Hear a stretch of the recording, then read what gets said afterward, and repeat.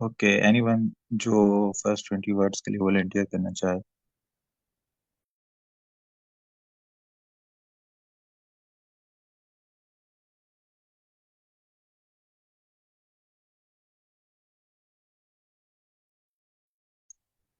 ठीक है, मैं इसको स्टार्ट करता हूँ ताकि हमारा थोड़ा सा डर खौफ खत्म हो जाए और फिर हम नेक्स्ट आप स्टार्ट कर लीजिएगा।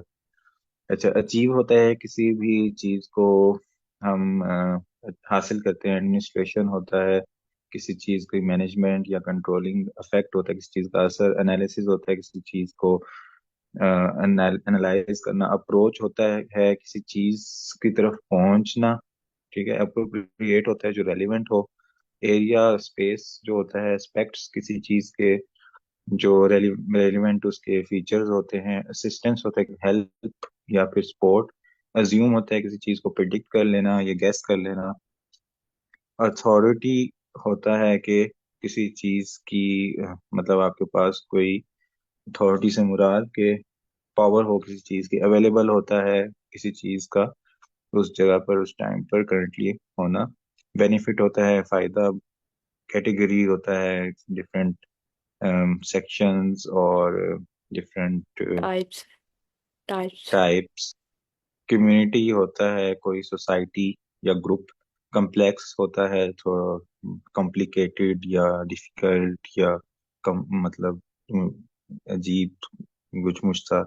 कंसर्निंग होता है जो दूसरों के लिए फीलिंग्स रखता हो, उसको मतलब कंसर्निंग हो दूसरों के लिए। सोशली कंसर्निंग हो जैसे वर्ड ही होता है।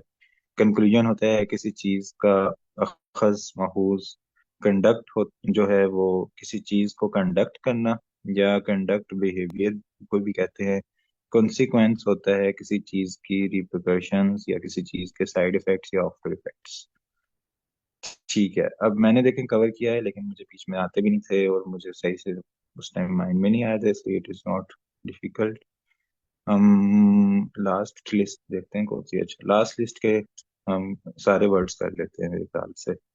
इसके अंदर हमारे ज्यादा से ज्यादा 5-6 मिनट लगने चाहिए। ओके, इसके अंदर अब ट्राई करें। अगर कोई नहीं भी हो रहा वर्ड तो कोई मसला नहीं है, उसको फिर हम बाद में देख लेते हैं। एनीवन जो वॉलंटियर करना चाहे।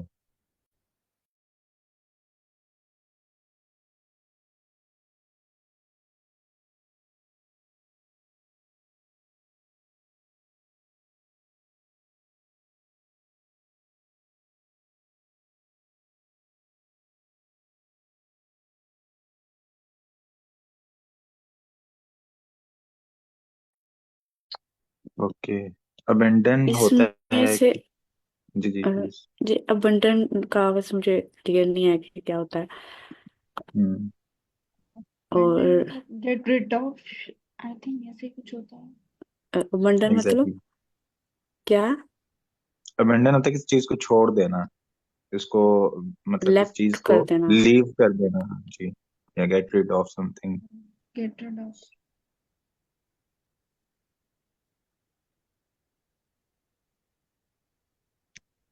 ठीक है, उसके बाद अबेट का मतलब होता है किसी चीज को रिड्यूस करना।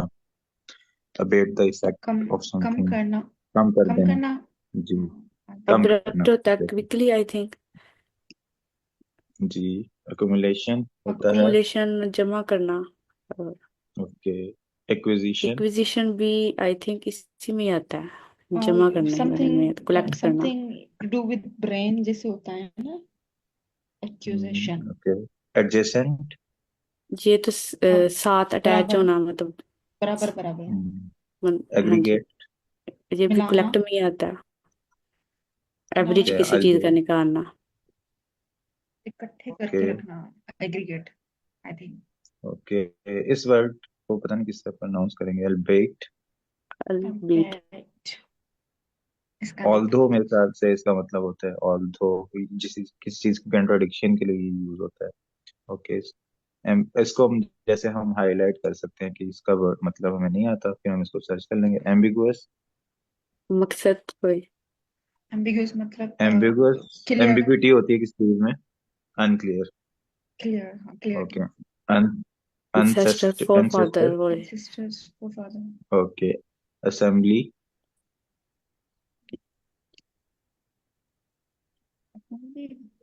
असेंबली भी होता है गैदर ग्रुप में गैदर गैदर होना. में कलेक्शन में भी आई थिंक आता है ग्रुप भी आता ओके. है असेसमेंट.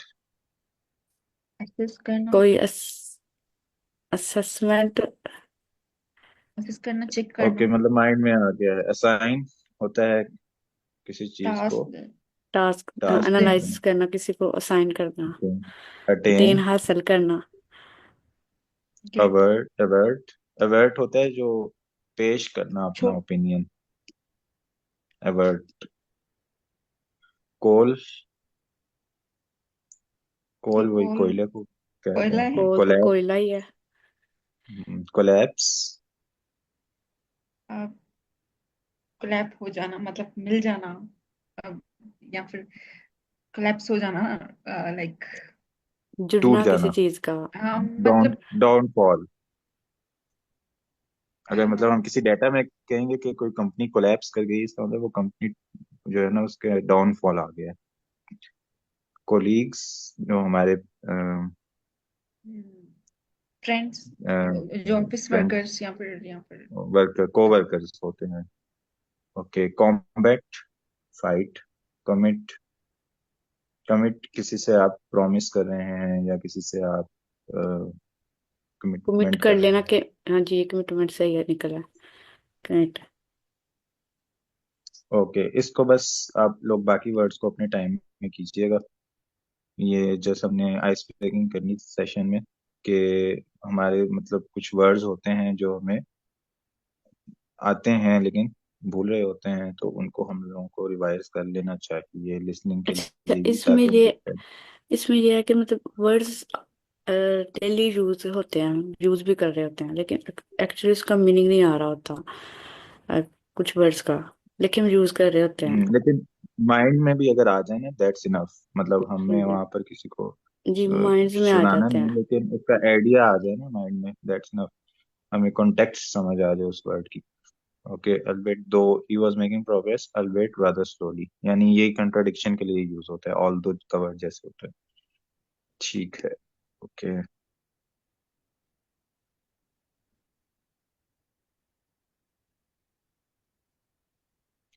ठीक है. इसके अलावा हमारे पास जो सेक्शन वन पार्ट, जो राइटिंग का पार्ट वन है, उसके लिए थोड़े से हम फ्रेजेस देख लेते हैं जल्दी से. फिर उसके बाद हम एक राइटिंग प्रैक्टिस की तरफ मूव करते हैं. ओके. अच्छा. The graph table pie chart bar diagram कोई भी चीज है, वो क्वेश्चन में लिखा होता है शोज या डिस्प्लेज, तो हम उसको कैसे कह सकते हैं? Gives information about. Provide information about. Shows. Illustrates. Compares. explains why. describe. draws the conclusion of a survey. displays भी कह सकते हैं. okay. the pie chart provide information on the proportion of example उन्होंने दिए. provide information. gives information. provide information. okay. Type of changes में rise मतलब different हमारे पास चीजें हैं, वो बार बार राइज और फॉल हो रहा है, उसके लिए हम डिफरेंट वर्ड्स यूज करना चाहें अगर, तो rise of, increase of, a growth of, a peak of, a surge of. Fall के लिए increase, decline, dip, fluctuation, variation, oscillation भी हो सकता है इसमें. Okay. Verbs to rise, increase, surge, grow, peak. Large rise के लिए to rocket, to soar, to leap. To fall, to decrease, to decline, to dip, to dive, to plunge. Large falls के लिए to plummet, to fluctuate, to very. Adverbs हमारे पास इसके लिए क्या हो सकते हैं? शार्पली, जैसे sharply declined, suddenly, rapidly, abruptly, dramatically, significantly, considerably, markedly, widely, slightly, gently, gradually, steadily, modestly, marginally. Okay. Sharp, sudden, rapid, abrupt, dramatic, steep, significant, considerable, marked, slight, gentle, gradual, steady, consistent, modest, marginal. Useful phrases हैं हमारे पास: a small fraction, a small number, a small minority, a large portion, a significant majority, nearly a fifth, almost 10%, in the region of 40%, more than half, over a quarter, around two-thirds, more or less than three-quarters, exactly 1 in 10, approximately a third. Okay, अभी हम कोई real question try करते हैं ताकि हमारी ये boring चीजें खत्म हो और हम प्रैक्टिकल की तरफ जाएं.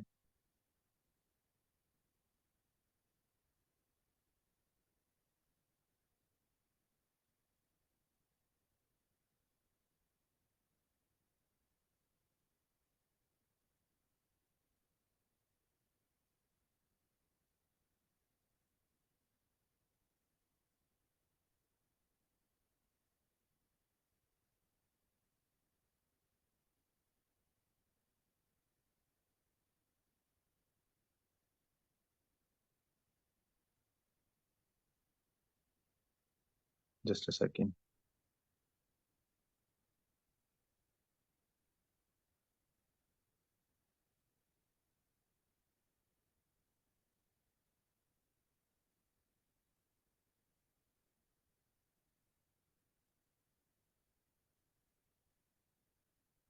ओके, सबसे पहले हमारे पास पार्ट वन में जब कोई क्वेश्चन आता है तो हम उसको स्टेटमेंट पढ़ लेते हैं. ठीक है, उसके उसके अंदर कोई रेलिवेंट हमसे आज को तो नहीं है एग्जैक्टली कि हमने किसी चीज को स्पेसिफिक मेंशन करना हो, या मतलब हमने करना क्या है एग्जैक्टली, समराइज करना है या कोई चीजें हाईलाइट करनी है, या जो चीजें इंक्रीज हुई हैं सिर्फ उनको मेंशन करना है. तो सबसे पहले हम क्वेश्चन को पढ़ते हैं.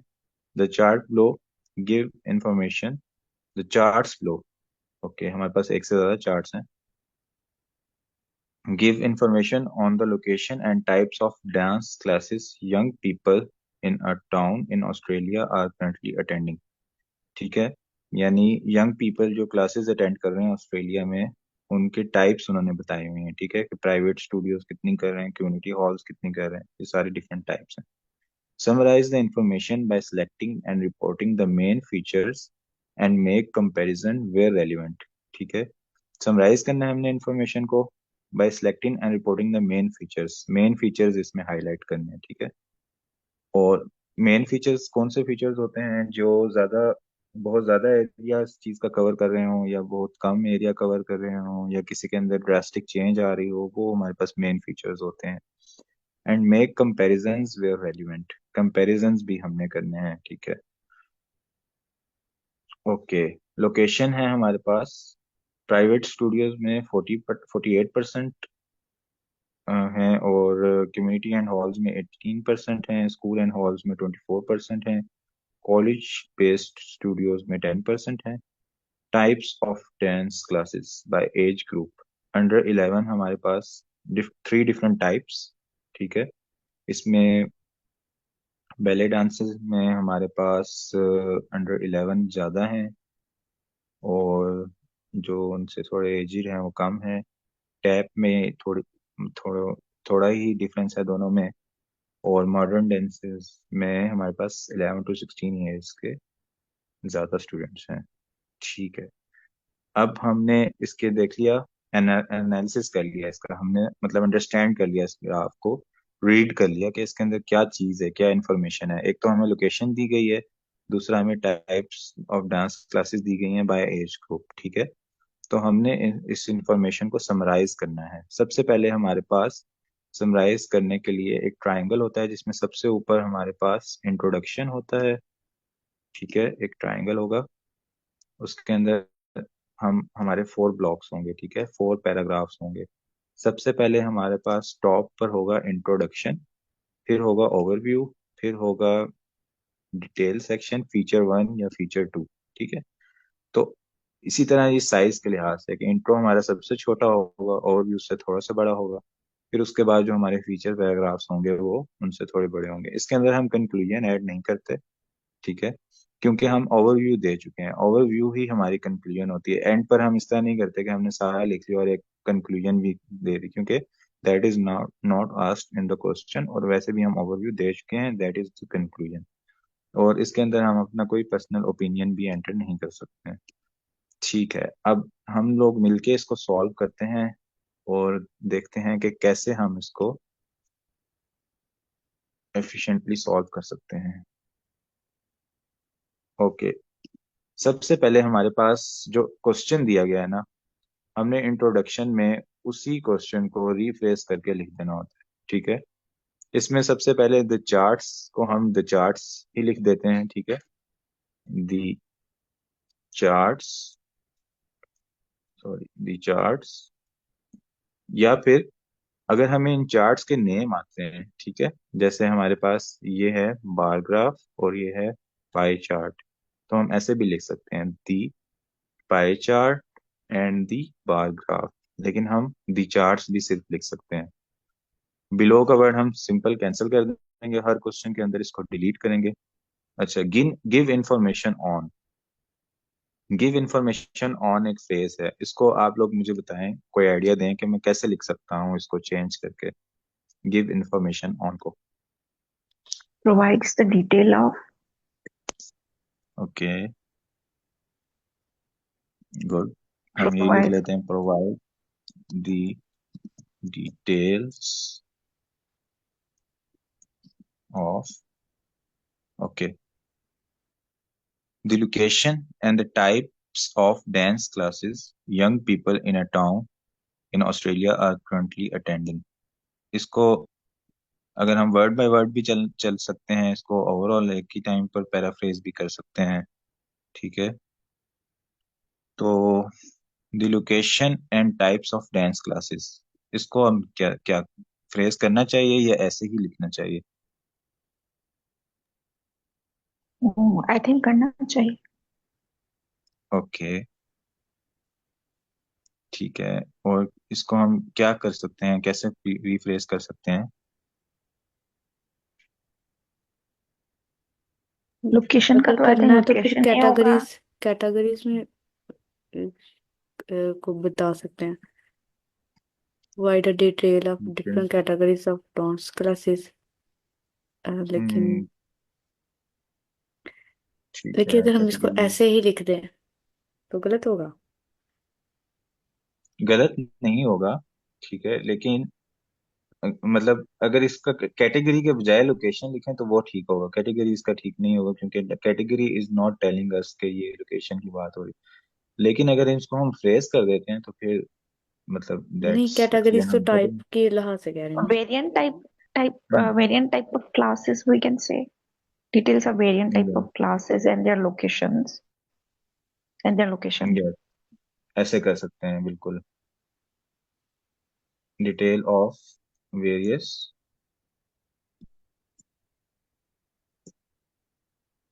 एक सेकंड मैंने मोबाइल भी साथ होल्ड किया हुआ है, various categories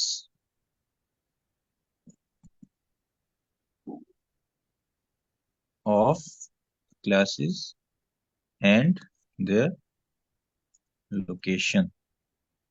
Dance classes. Okay,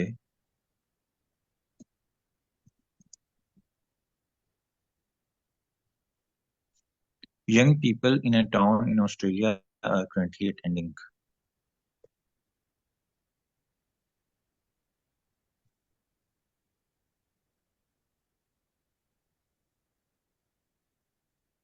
young के लिए हम मिडिल एज ऐसे कोई वर्ड यूज कर सकते हैं।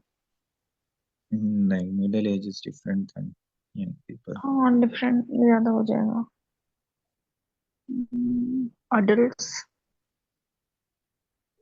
हम ये कर सकते हैं कि एज ग्रुप मेंशन करते हैं जो हमें यहाँ पर गिवन है, students of age group from 11 to 16, under 11 and 11 to 16। ठीक है, इस तरह से हम मेंशन कर सकते हैं उसको।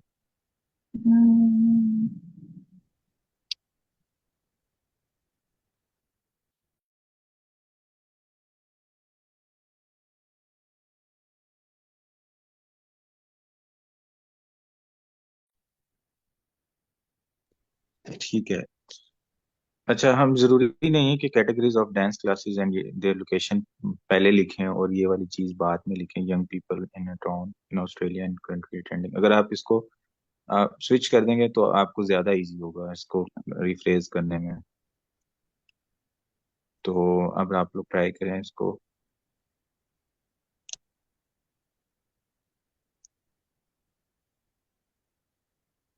जैसे मैं एग्जांपल देता हूँ, तो चार्ट लो, लिखा हुआ है the charts provide the details of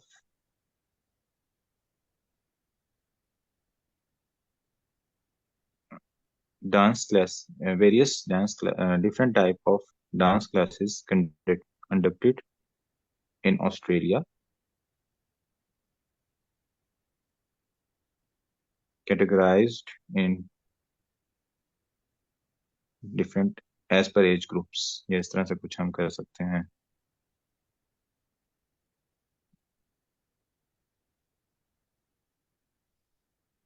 अब इसके बाद हम ये भी तो कर सकते हैं, their location for the young age group of 11 and 11 to 16 in the town Australia. From For from current भी पहले हम लिख सकते हैं currently attending currently attending various categories of dance classes and their location. Currently attended by, ऐसे कर सकते हैं, okay, currently attended by young people of age 11 and between 11 to 16 है, हाँ between कर सकते हैं।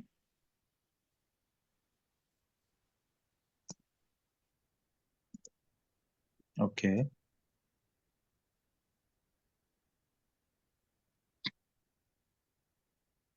In a town in Australia's town, या फिर in a town in Australia जो कंट्री का नेम इन ऑस्ट्रेलिया बोल सकते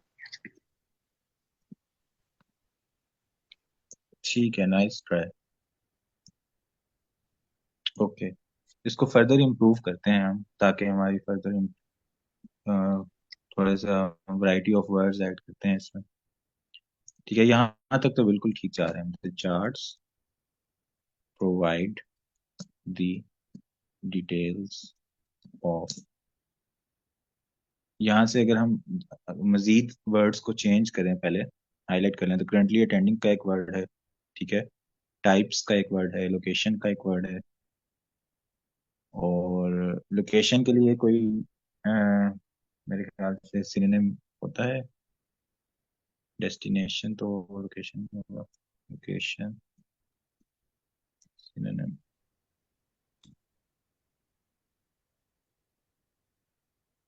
प्लेस, प्लेस का वर्ड हो सकता है इसकी जगह। ठीक है,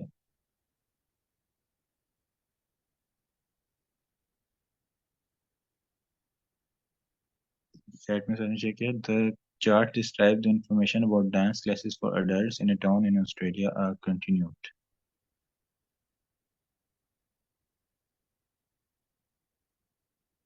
नहीं, बाकी तो ठीक है सर, कंटिन्यूड नहीं होगा इसमें।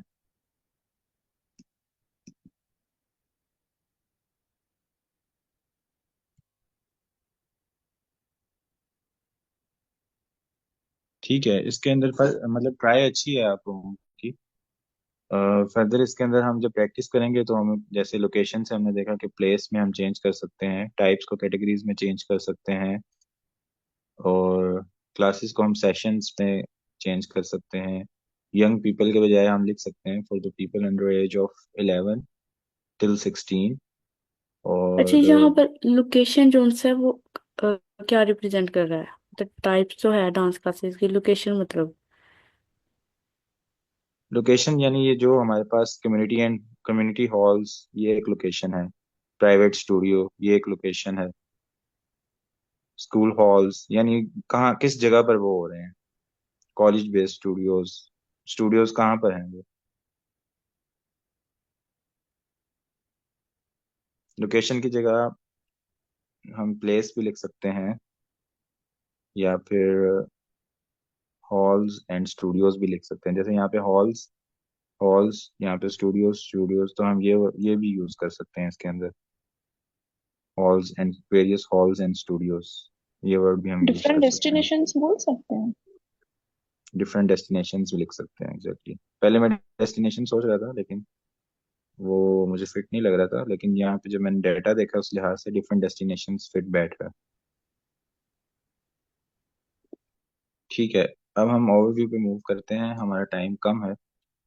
मतलब आप लोगों को जनरल आइडिया हो गया होगा इसको हम कैसे चेंज कर सकते हैं डिफरेंट वर्ड्स को, और पूरे सेंटेंस के स्ट्रक्चर को भी ओवरऑल चेंज करके रिफ्रेज करके हम लिख सकते हैं। ठीक है।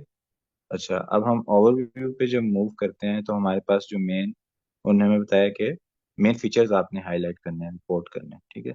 तो इसके अंदर हम देखते हैं कि जो हमारे पास प्राइवेट स्टूडियोज हैं वहाँ पे मैक्सिमम स्टूडेंट्स जाते हैं, और उसके अलावा हमारे पास सबसे कम कॉलेज भी स्टूडियो में। ठीक है, और एज ग्रुप के लिहाज से अगर देखा जाए तो अंडर 11 वाले जो हैं वो सबसे ज़्यादा बैले डांसिंग में हैं, और 11 to 16 एज ग्रुप वाले जो हैं वो सबसे ज़्यादा मॉडर्न डांसिंग में है। तो इसको हम यहाँ पर हाईलाइट कर सकते हैं, इन तीन चार चीज़ों को। ठीक है, इसकी फ्रेजिंग करते हैं अभी।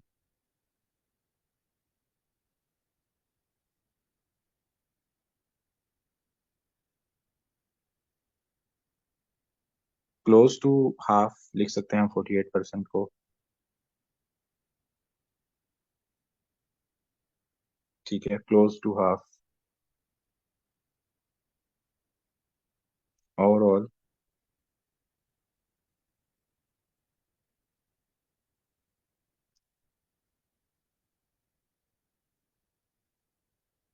Private studios covered close to the, yeah, approximately half of the classes.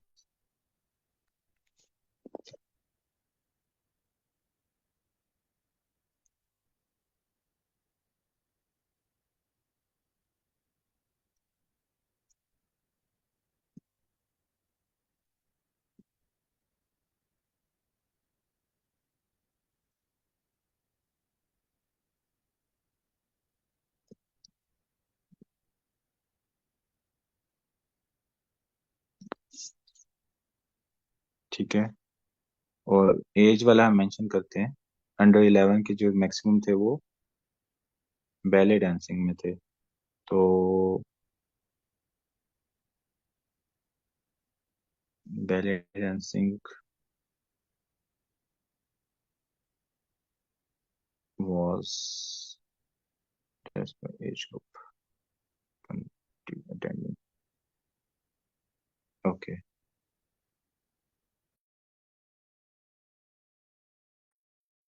अगर हम इसके साथ ही मिनिमाइज जोन्स है ना उसको लिखते हैं, फिर मोर ओवर लगाकर एज ग्रुप को नेक्स्ट में लिखते हैं।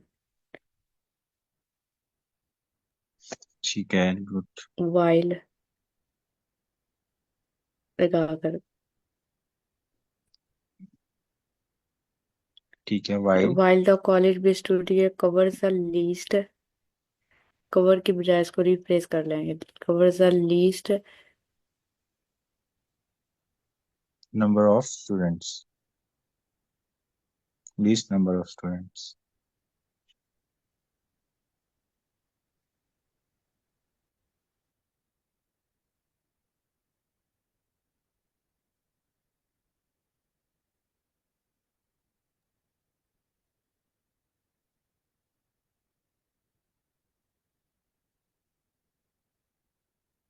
While only 10% of the students attended classes, attended sessions at college-based studios.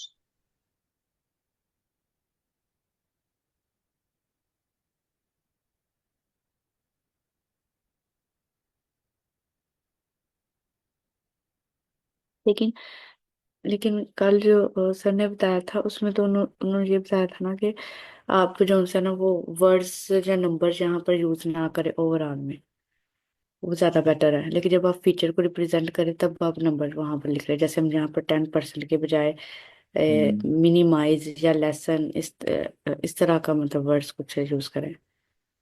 ठीक है, लेकिन वो उसमें ये हार्ड एंड फास्ट रूल नहीं है, यानी अगर आप कोई एक नंबर मेंशन करना चाह रहे हैं तो आप कर सकते हैं उसमें।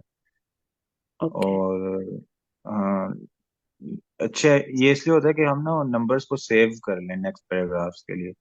लेकिन अगर आपको लगता है कि आपके पास अब नेक्स्ट पैराग्राफ्स के लिए डाटा है उसको फर्दर डिस्क्राइब करने के लिए, तो आप एक या दो नंबर मेंशन कर सकते हैं। लेकिन प्रायोरिटी यही करनी चाहिए कि ना मेंशन करें, ताकि हम नेक्स्ट पैराग्राफ में डिटेल मेंशन करने के लिए हमारे पास वर्डिंग हो। अच्छा, मेरा एक सवाल है। सवाल नहीं, जी जी। मतलब एक लाइक, देखिए यहाँ पे जो हमारे पास जो 11 to 16 in a town in Australia, जब ये लाइन हमने खत्म करी तो उसके बाद हम क्या ऐसा लिखना नहीं चाहिए कि like we have different locations, like फिर हम लोकेशन के बारे में बात करें कि प्राइवेट स्टूडियोज हैं, स्कूल्स हॉल्स हैं एंड कम्युनिटी हॉल्स हैं। फिर बाद में हम हम्म, बात करें कि इतना परसेंटेज उनका हमारे पास मैक्सिमम परसेंटेज कम्युनिटी हॉल में है और सॉरी प्राइवेट स्टूडियोज में है। फिर उस हिसाब से हम्म, हम नीचे वाली डेटा को भी साथ साथ लेके चलें। कैन वी गो विद ठीक दैट?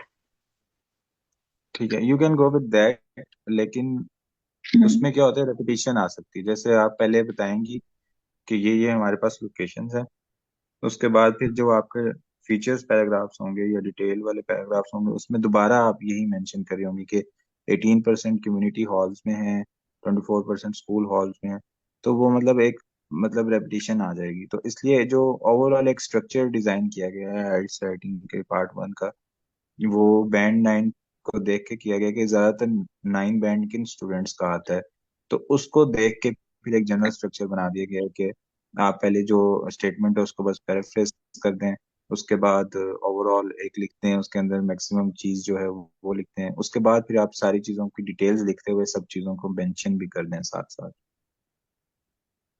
Okay, okay.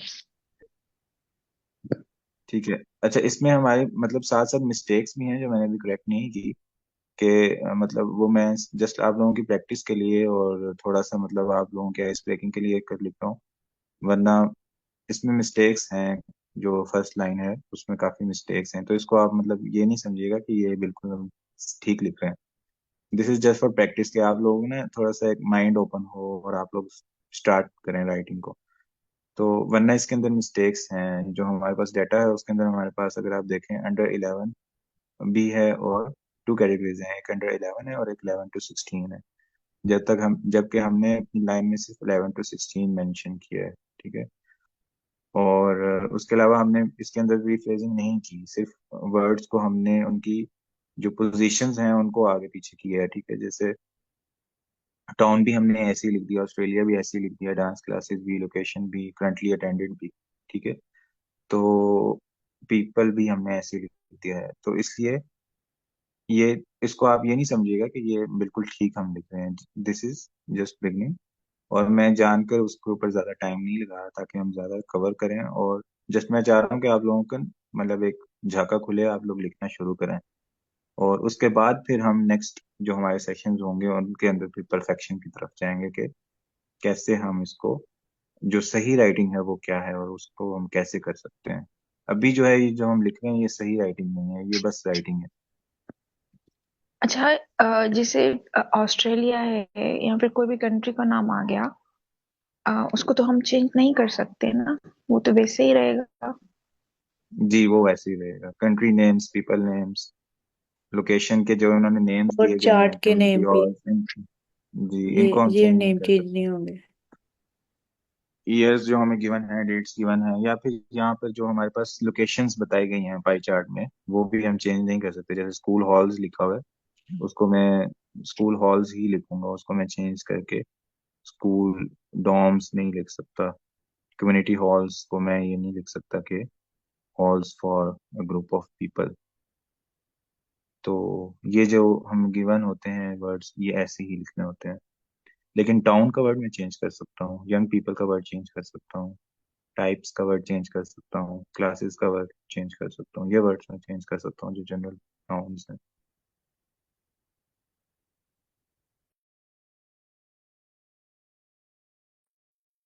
ठीक है, अभी हम ये प्रैक्टिस चेंज करते हैं, ओनली 10% के बजाय हम जो मैम ने मेंशन किया है कि नंबर्स मेंशन नहीं करते, ताकि हमारे पास डाटा अवेलेबल रहे नेक्स्ट पैराग्राफ्स के अंदर हम मेंशन कर दें 10% वाली चीज को।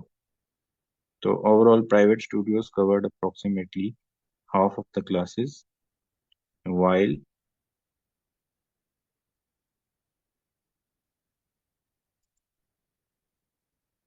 college-based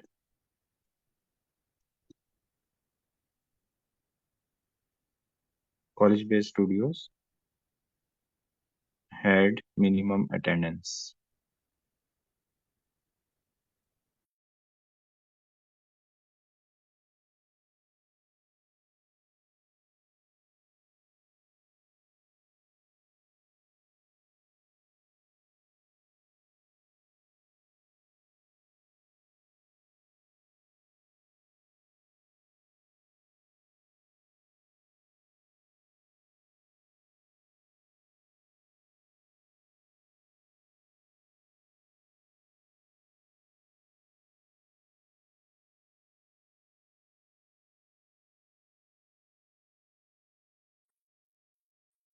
ठीक है, इसके बाद जो नेक्स्ट चीज हम मेंशन करते हैं वो ये कि अंडर 11 में ज़्यादा बैले डांसिंग थी और 11 to 16 एज ग्रुप में ज़्यादा मॉडर्न डांसिंग थी।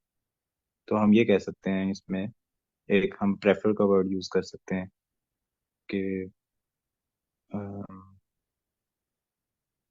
बैले डांसिंग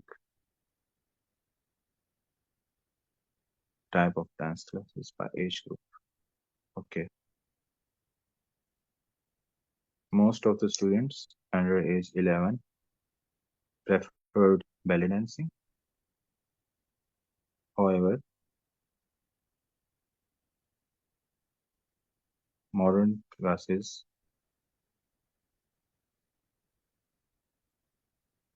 were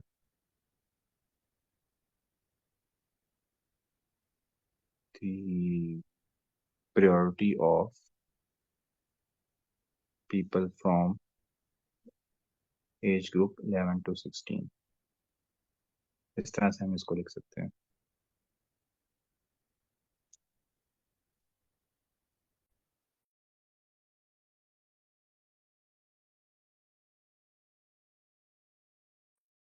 किसी और के पास कोई आइडिया हो कैसे लिख सकते हैं इसको?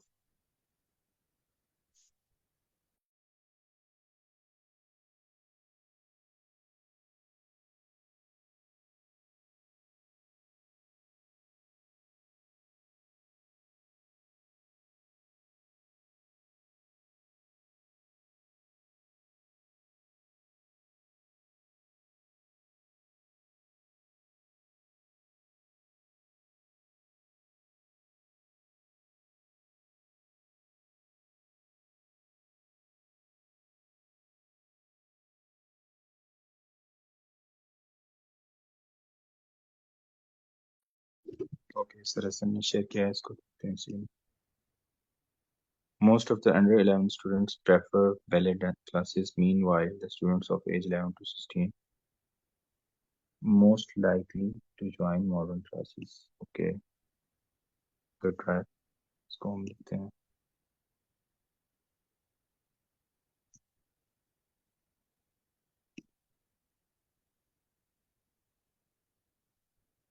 Most of the under 11 students आज एज लिख prefer। दे इधर, Okay, under 11 age. most of the under 11 students। Sir most of the students under 11 लिखते हैं। Okay, most of the students under 11 ठीक है, अंडर 11 को अगर हम चेंज करें तो वो मेरे ख्याल से ज़्यादा बेटर होगा, क्योंकि अंडर 11 इज, हम मतलब लिख तो दिया है हमने, लेकिन ये शो नहीं करा कि ये एज की बात हो रही है या किस चीज़ की बात हो रही है अंडर 11। तो इसको अगर बिलो हम लिखें, एज बिलो एज 11 कर दें। यस, यस, बिलो एज 11, ठीक है। या फिर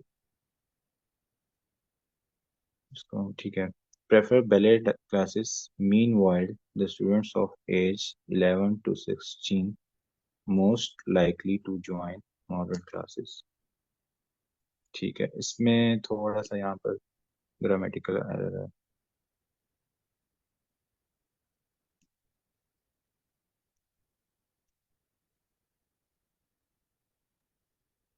बाकी मोर ठीक है, लाइकली होगा।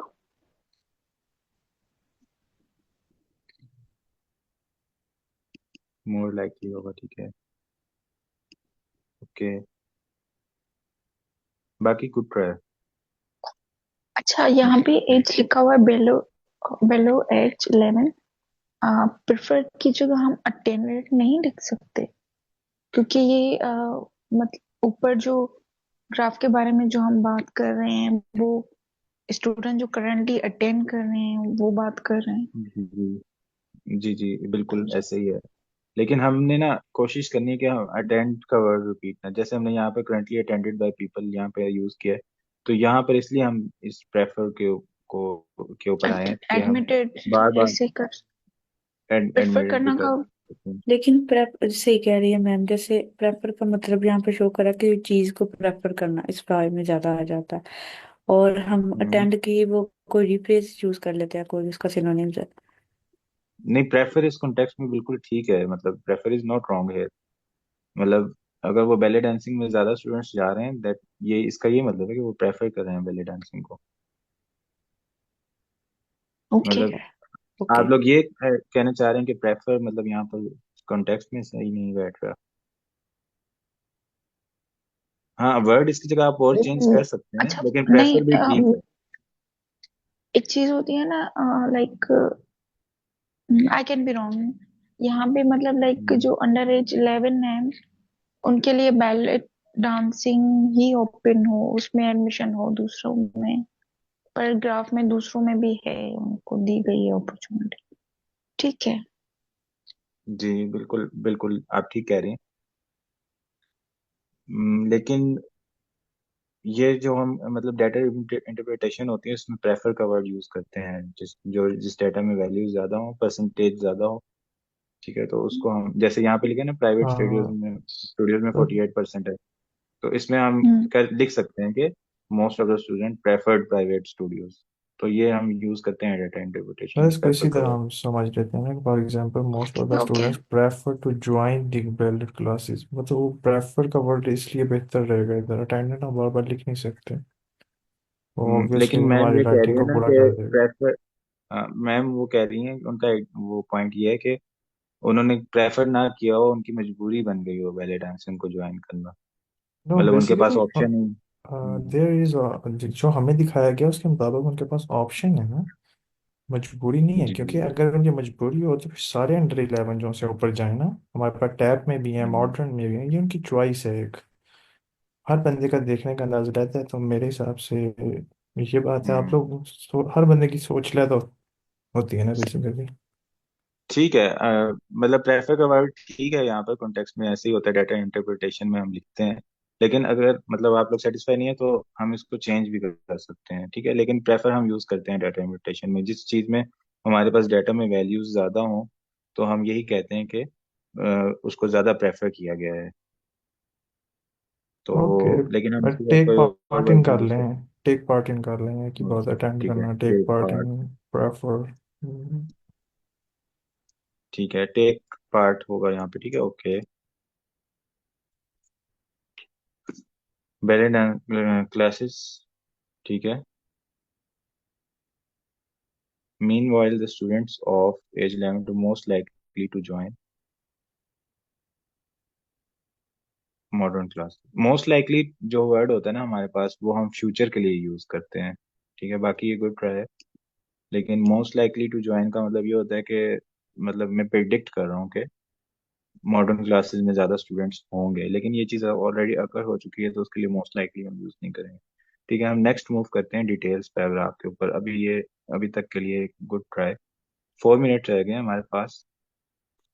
तो डिटेल्स में हम इसके अंदर क्या होता है कि अब जैसे हमने ये मेंशन कर दिया है सारा, ओवरऑल उसका एक मेंशन कर दिया है, इट इज इनफ कि हमने पैराफ्रेजिंग में 2 लाइंस लिखी हैं, ओवरऑल में हमने 4 लाइंस लिख दी या 3 लाइंस लिख दी, दैट इज गुड। अब इसी तरह हम सर नेक्स्ट मेरा पैराग्राफ। क्वेश्चन है कि एग्जैक्ट इसमें जी 150 होने चाहिए या कोई नहीं, रेंज होती है?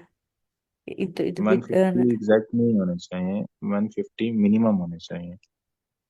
और आप 5000 वर्ड्स भी लिख सकते हैं, 1000 भी लिख सकते हैं, लेकिन जितने ज्यादा वर्ड्स लिखेंगे उतने ज्यादा ग्रामेटिकल एरर होंगे, उतनी ज्यादा डिक्टेशन एरर्स होंगे। तो इसलिए मतलब 180 to 200 वर्ड्स जो होता है वो परफेक्ट होते हैं इसके लिए।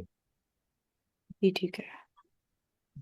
मिनिमम 150 होने चाहिए, उससे कम नहीं होने वन चाहिए, उससे फिफ्टी टू ज्यादा हो टू जाए। हंड्रेड के की रेंज है, इतनी रख लें। 150 से 200 मतलब रेंज नहीं है स्पेसिफिक, मतलब 150 बस मिनिमम रेंज है, उसके अलावा आप जितने मर्जी लिख सकते हैं।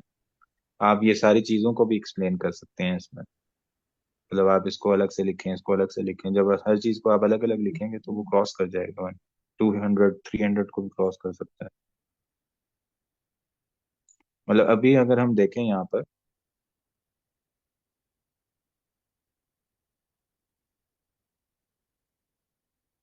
तो हमारे पास ये तकरीबन 70 वर्ड्स तो इधर ही बन चुके हैं। 67 वर्ड है, मैंने वैसे ही काउंट कर लिया, नीचे लिखा हुआ। 70 वर्ड्स तो हमारे पास तकरीबन यहीं बन चुके हैं। तो जब हम 2 पैराग्राफ और लिखेंगे तो 150 कुछ भी नहीं है, एक सिर्फ मैं एक पैराग्राफ ही लिखूंगा तो ये 150 क्रॉस कर जाएगा मेरे एक पैराग्राफ से ही। तो इसको मतलब ज्यादा फोकस नहीं करें यहाँ पर, इसको बस इग्नोर करें। हम जब नॉर्मल अपना ये स्ट्रक्चर फॉलो करेंगे और ऑटोमेटिकली हमारी ये जो लिमिटेशन है वो ठीक हो जाएगी। ठीक है, डिटेल पैराग्राफ को हम कल ट्राई करते हैं। और अभी ओवरऑल देख लेते हैं कि हम कैसे लिख सकते हैं इसको। ठीक है, तो डिटेल में हम यही होगा कि मेंशन कर देंगे कि अब इसको तो हम ऑलरेडी मेंशन कर चुके हैं 48% को अप्रोक्सीमेटली हाफ, तो इसको हम दोबारा मेंशन नहीं करेंगे। ठीक है, लेकिन हम ये कह सकते हैं कि ऑलमोस्ट क्वार्टर जो थे वो हमारे पास स्कूल हॉल्स ने कवर किए, और कॉलेज बेस्ड स्टूडेंट्स 10% थे, और कम्युनिटी हॉल्स 18% थे। उसके बाद यहाँ पर हम मेंशन कर सकते हैं कि बैले डांसिंग में हमारे पास अंडर 11 एज स्टूडेंट्स ज़्यादा थे, 11 to 16 students almost half of them थे। ठीक है, और टैप डांसिंग में दोनों अप्रोक्सीमेटली इक्वल थे, हाउएवर जो हमारे पास अंडर 11 वाले थे वो ज़्यादा थे। मॉडर्न में हमारे पास जो 11 to 16 वाले थे वो ज़्यादा थे, और ये जो हमारे पास थे अंडर 11 वो अप्रोक्सीमेटली मोर देन हाफ थे इनके 11 to 16 से अगर कंपेयर किया जाए प्रोपोर्शन में। तो इस तरह से हम क्या, मतलब मैं ये आइडिया देना चाह रहा हूँ कि हम एक चीज से दूसरी चीज को कंपेयर जब कर रहे हैं तो हम कह सकते हैं कि ये इतने थे तो ये इसके हाफ थे, ये इसके मोर देन हाफ थे, ये इसके मतलब इक्वल थे तकरीबन। और लेकिन जो अंडर 11 वाले थे वो ज्यादा थे, और 11 to 16 वाले थे हाफ थे। ये कंपैरिजन में हम इस तरह से इसको लिख सकते हैं। ठीक है, किसी का कोई क्वेश्चन हो तो पूछ लें। बाकी ये है कि इसके अंदर देखें, अब हमने हमारी मिस्टेक्स हैं काफी इसमें। ठीक है, ग्रामेटिकल एरर्स भी हैं और उसके अलावा पैराफ्रेजिंग में भी इश्यूज हैं, लेकिन ये है एटलीस्ट हमने स्टार्ट कर लिया है इसको, तो हम हमारा एक झाका खुल गया है कि हम राइटिंग कर सकते हैं। ठीक है, वो एक होता है ना इंसान काफी अरसे से राइटिंग नहीं कर रहा होता, चैट जीपीटी को यूज कर रहे हैं सारे लोग आजकल। तो वो ये है कि बस आप लोग स्टार्ट करें लिखना, और ट्राई करें कि एक क्वेश्चन सब लोग सॉल्व कर लें कल तक अपने, मतलब उसके अंदर।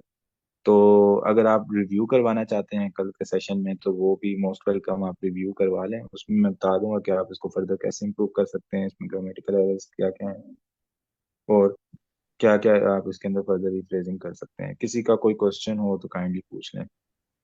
इज इट बेटर कि कोई भी एक टास्क हम सब मिलके करें, मतलब डिफरेंटली, फिर हम सब आके उस पे ही डिस्कस करें, रादर देन हर कोई अपनी मर्जी से कोई एक कर ले।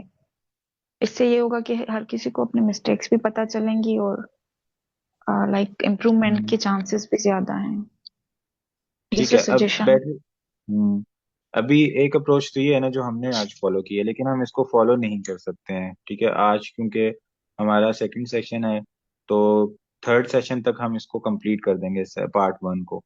तो अभी तक हमने पाई चार्ट को कवर किया है, ज़्यादा फोकस किया है। इसके अलावा टेबल है, प्रोसेसेस हैं, मैप्स हैं और लाइन चार्ट्स हैं। तो इसलिए हम ये सारी चीज़ों को कवर नहीं कर सकते इस तरह से सेशन में। तो इसके अंदर जो बेहतर अप्रोच ये होती है कि आप लोग अपना अपने टाइम में एक मतलब उसको नोट डाउन कर लें और उसके बाद आप रिव्यू करवा लें क्लास में। अपनी राइटिंग को मतलब रिव्यू करवा लें या चैट जीपीटी से रिव्यू करवा सकते हैं। चैट जीपीटी जो है वो थोड़ा सा एआई बेस्ड रिस्पॉन्स देता है। आप क्लास में मतलब क्योंकि चैट जीपीटी जो है ना कॉम्प्लेक्स राइटिंग की तरफ चला जाता है और वो एआई बेस्ड उसका मतलब मार्किंग होगी। तो आप क्लास में करवा लें ह्यूमनाइज, यहाँ पे मतलब मैं भी हूँ और आप लोग मुझसे ज़्यादा इंटेलिजेंट हैं माशाल्लाह। आपस में मिलजुल के हम एनालाइज कर लेंगे कि कैसे कैसा लिखा हुआ है और इसके अंदर क्या एरर्स हैं, उसको कैसे करेक्ट किया जा सकता है। तो उससे आप फर्दर इम्प्रूवमेंट होगी और फर्दर लर्निंग होगी। तो मेरे ख्याल से बेहतर यही रहेगा कि एक एक क्वेश्चन अटेम्प्ट अगर कर लें सर और हम वो जो जी। नेक्स्ट क्लासेस में वो जो जो दो टास्क थे, दो पैराग्राफ थे, मतलब दो टाइप के चार्ट, वो हमने नहीं देखे, अगर हम उसको भी देख ले, क्योंकि ज्यादातर वही ना पाई नेक्स्ट चार्ट क्लास और में हम वो टेबल का भी थोड़ा जी। बहुत कल सर ने बताया था, थोड़ा बहुत आइडिया हम्म, है उसका भी, लेकिन दूसरे जो उसके उसको तो देखा नहीं अभी तक। वो इजी होते हैं। मतलब अगर आपने एक टाइप कर लिया ना, जैसे ये पाई चार्ट आपने कर लिया और टेबल कर लिया, तो यही वर्ड्स हैं, आपने बार बार यही यूज करने हैं, जैसे covered, approximately, half of, most of और मीन। ये स्पोर्ट वर्ड्स और कंट्रास्ट वर्ड्स आपको आने चाहिए, मील वाइल, ऑल दो, बट, बिकॉज। बाकी वो इजी होता है इसको मतलब डेटा इंटरप्रिटेशन में आपने जो करनी होती है, क्योंकि आपने आपका कोई इस तरह से नॉलेज बेस्ड टेस्ट तो नहीं है। इसमें गिवन होगा आपको प्रोसेस, एक मतलब एक चीज है उससे एरो जा रहा है दूसरी चीज की तरफ, आपने बस उसको ऐसे ही लिख देना है पैराफ्रेजिंग करके। तो वो हम नेक्स्ट सेशन में करेंगे कवर, लेकिन उसको इस तरह से नहीं हम कर सकते ना हर क्वेश्चन को अटेम्प्ट। लेकिन उसको जनरल एक टिप्स कवर करेंगे इंशाल्लाह नेक्स्ट सेशन में। लेकिन इसमें ये होता है कि अगर आपने एक दो क्वेश्चन टाइप्स कर लिए हैं तो बाकी भी सेम मिलती जुलती ही होती हैं, ज्यादा डिफरेंस नहीं होता। आपको बस फ्रेजिंग जो शुरू में हमने क्लास में देखा था ना, डिफरेंट तरह से हम कैसे फ्रेज कर सकते हैं चीजों को, क्या कर सकते हैं, बस वो उस तरह की आपको डिफरेंट फ्रेजिंग आनी चाहिए। और सिनोनिम्स आपके बिल्ड होने चाहिए। जैसे लोकेशन का मुझे भी माइंड में उस टाइम नहीं आ रहा था, इजी वर्ड है प्लेस। तो वो प्रैक्टिस से आएगा, जब आप लिखेंगे आपके माइंड के जो थोड़े से आपका जो थोड़ा जंग लगा हुआ है वो हटेगा माइंड से और फिर आप दोबारा से राइटिंग मोड में आ जाएंगे। ठीक है, और किसी का कोई क्वेश्चन?